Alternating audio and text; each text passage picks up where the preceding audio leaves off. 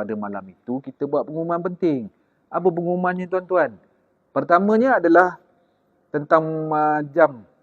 Jam tersebut, jadi saya beranilah cerita sebab Bismillahirrahmanirrahim. Assalamualaikum. Salam sejahtera semua alumni yang saya kasih sekalian. Cerita sikit episod 3 musim kedua Ogos 2025. Baik, apa kita nak cerita untuk siri kali ni?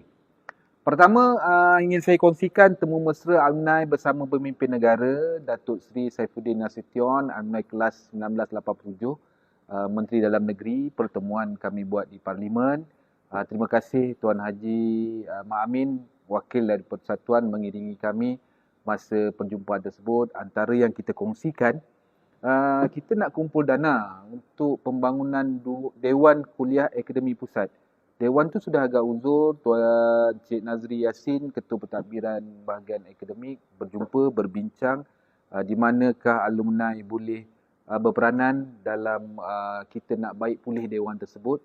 Dan dalam perbincangan bersama Datuk Seri, terima kasih Datuk Seri memudahkan urusan 10 agensi di bawah beliau, ramai alumni. So kita akan ada satu program amal bersama agensi di bawah Yang Berhormat Menteri, dan kita akan ada nanti program amalnya. Doakan kita dapat kumpul dana. Yang Berhormat Datuk Seri positif untuk laksanakan program tersebut.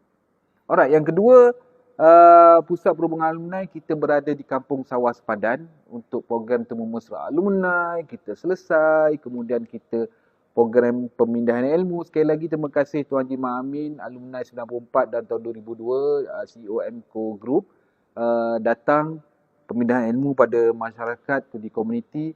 Juga podcast alumni berjaya kita laksanakan dengan Encik Hamzah, alumni tahun 2000, bersama isterinya Puan Zaleha, tahun 2008.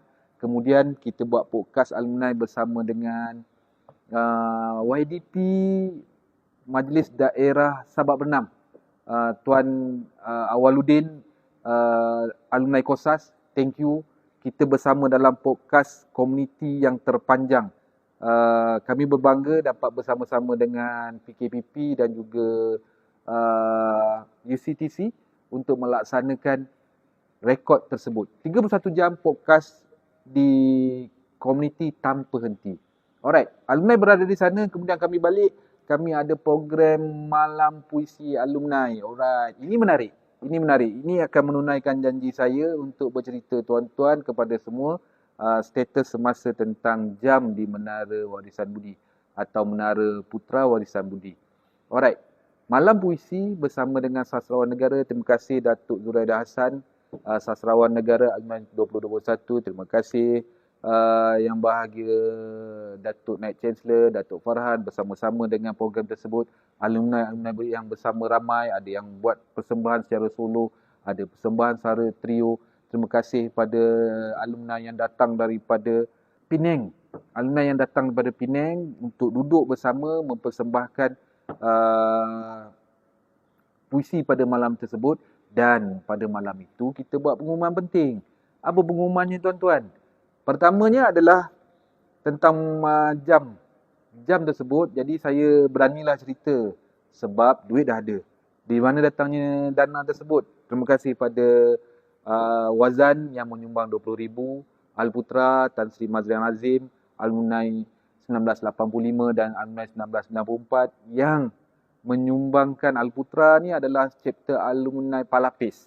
Mereka menyumbang RM10,000. Kemudian terima kasih kepada Cik Hafiz, CEO RJH. Beliau menyumbang RM50,000. Alumni KOSAS. Thank you bro. Menyumbang RM50,000. Dan sahabat saya Cik Sidi, alumni KTDI, alumni Fakulti Ekologi tahun 1999 dan tahun 2001, menyumbang RM100,000.